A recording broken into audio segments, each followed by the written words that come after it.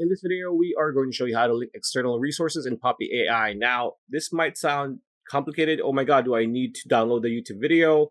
Do I need to do X, Y, and Z? You don't really need to do anything. You only need the URL link of whatever external resource you need, whether it is a PDF, a Google document, a YouTube video, it's the same thing. For example, we want to copy the URL of this. So let's go into copy link address, right? So as you can see, link copied.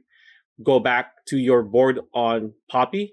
You want to either open a group or not, depending on what you want to do, right? So we're just going to Control V or paste. And as you can see here, the article is going to be in a text box.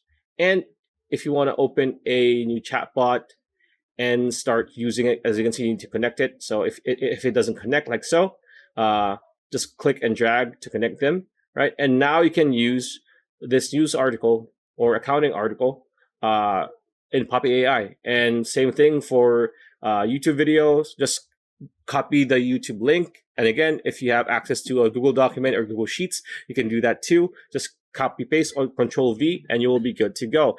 And if you're interested in trying out Poppy AI, you can get a $25 discount when you click on the link in the description below. Pretty much it. That's a video. I hope you liked it. Like, comment, share, subscribe, ring that bell icon. We'll see you on the next video.